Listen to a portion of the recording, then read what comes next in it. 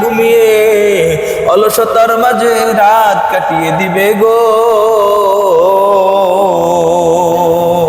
রবের দরজা সব সময় খোলা, রবের কাছে চাও।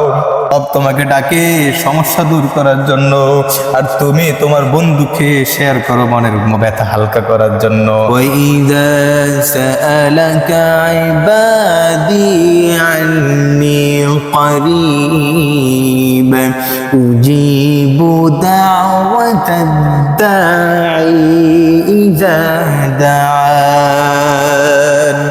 রব্বে করিম ডেকে বলেন, ও নবী, আপনি বলে দেন আমার ওই বান্দাদেরকে যারা আমার বিষয়ে জিজ্ঞাসা করে, তাদেরকে বলে দেন যে তোমাদের রব অনেক কাছে।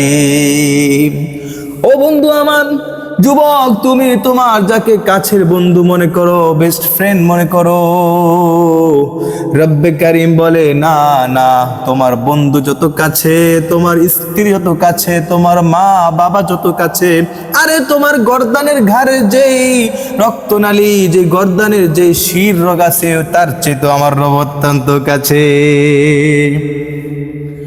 আমার রব তার কোরআনের মাজিদে বলেন যে হাবলুম মিন ওয়ারিদ আকরাবু মিন হাবলিল ওয়ারিদ, আকরাবু মিন হাবলিল ওয়ারিদ। রব্বে কারীম বলেন, ও বান্দা, আমি তোর রব, আমি তোর ঘাড়ের চাইতে অত্যন্ত কাছে।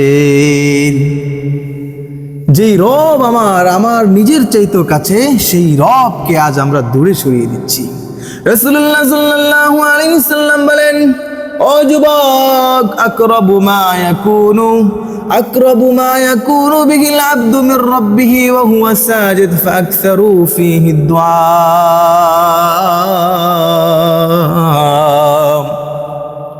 ও যুবক, আজকে তুমি সরকারি চাকরি খুঁজতেছো, চাকরির জন্য পেরেশান, ফ্যামিলি নিয়ে পেরেশান, তোমার অর্থনৈতিক বিষয় নিয়ে তুমি পেরেশান, তোমার সামনে বিশেষ পরীক্ষা সেই নিয়ে তুমি পেরেশান, তোমার ভাইবা পরীক্ষা তা নিয়ে তুমি পেরেশান, তোমার রিজিকের সমস্যা নিয়ে তুমি পেরেশান, তুমি অন্যায় করে ফেলেছো, তুমি অন্যায় করেছো, তুমি পাপ করেছো, তুমি জিনা করেছো, তুমি তা নিয়ে তুমি পেরেশান।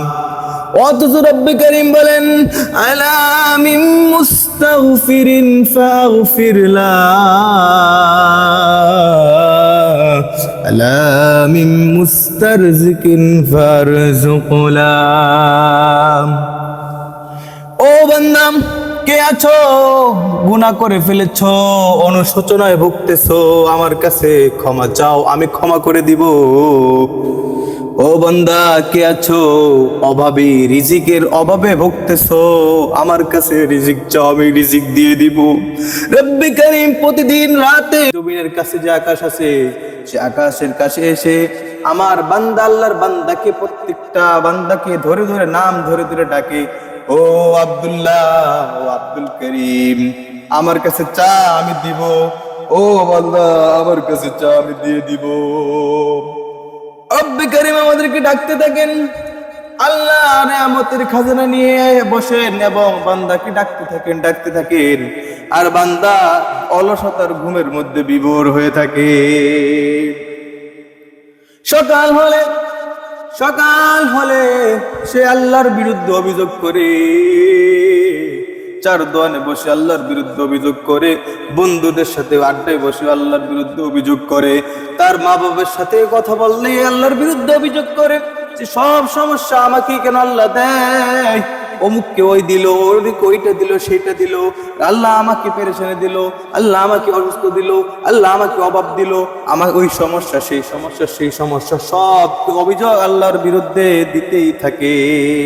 অথচ রব্বে কারীম যে সন্ধ্যা থেকে নিয়ে সে হাত্তা মাতলাইল ফজর, ফজরের আগ পর্যন্ত রব্বে কারীম, আরে বান্দা তোকে ডাকে, তোমাকে ডাকে, ডাকতে ডাকতে রব্বে কারীম পুরো রাত পর্যন্ত দেখতে থাকেন, আর তুমি অলসতার ঘুমের মধ্যে ঘুমিয়ে থাকো, আর দিনের বেলা উঠে তুমি সেই রবের বিরুদ্ধে তুমি অভিযোগ করতে থাকো। এই জন্য বন্ধুরা আমার, তুমি যদি রবের কাছে যাইতে চাও, রবের কাছে থেকে নিতে চাও, রবের কাছ থেকে কিছু তুমি চেয়ে নিতে চাও, রবের কাছ থেকে কিছু পেতে চাও, তাহলে রবের কাছাকাছি হইতে হবে। এই জন্য রবের কাছে যাওয়ার জন্য দুইটা উপায় আল্লাহ রাব্বুল আলামিন বলে দিয়েছেন। একটা উপায় দুই ভাবে বলেছেন। আল্লাহ রাব্বুল আলামিন বলে, ওয়া ইযা সাআলাকা ইবাদি আন্নী করিব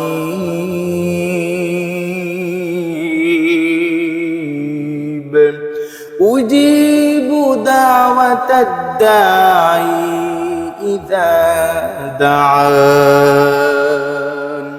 রব্বে কারীম বলেন, ও বান্দা, যখন আমাকে ডাকা হয় তখনই আমি তার ডাকে সাড়া দেই, আমি অত্যন্ত কাছে।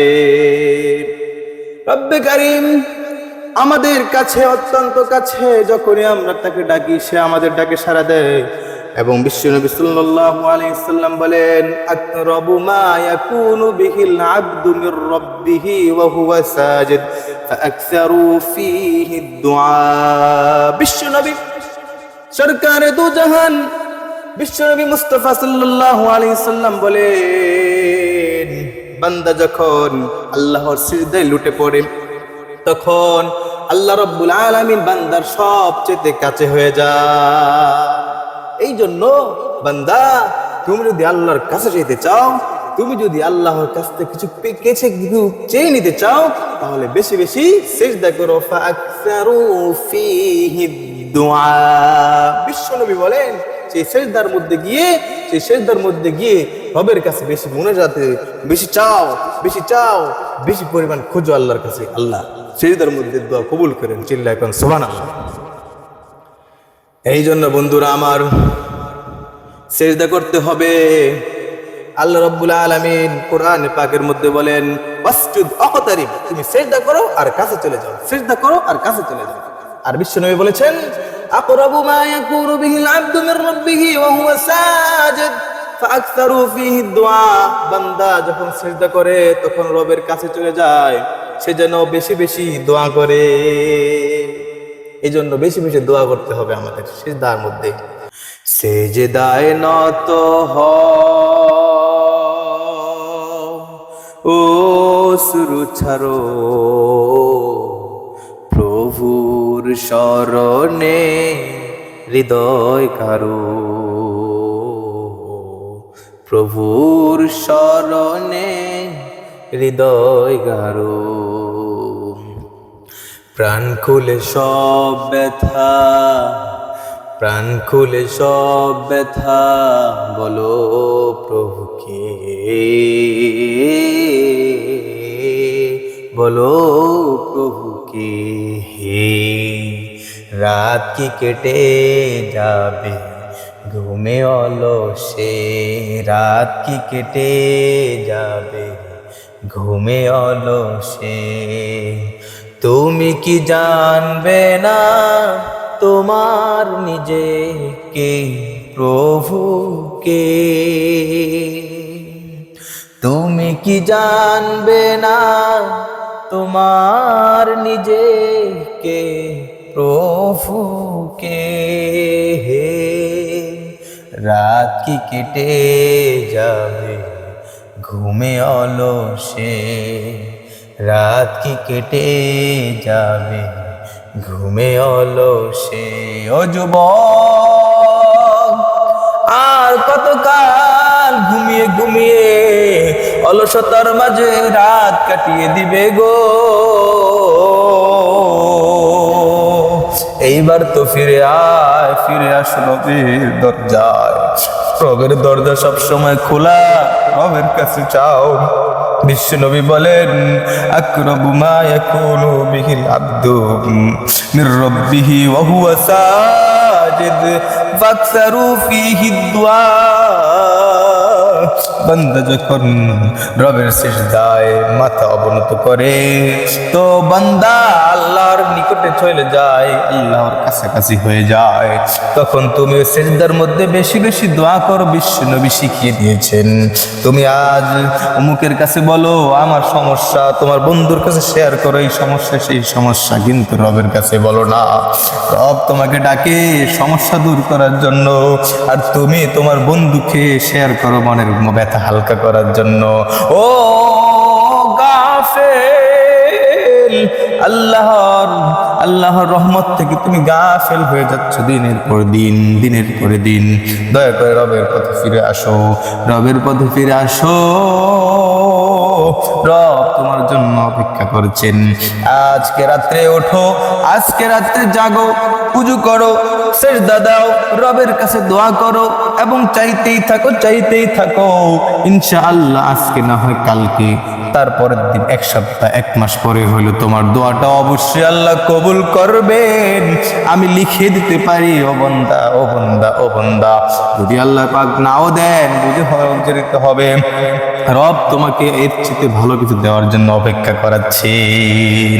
এই জন্য রবের কাছে বেশি বেশি চাইতে হবে, বেশি সিজদা দিতে হবে। ওয়াসজুদ ওয়াকতারিব, তুমি সিজদা দাও, রবের কাছে চলে যাও, আর রবের কাছে চলে গেলে রব দোয়া কবুল করবেন। চিল্লায় ঠিক কিনা?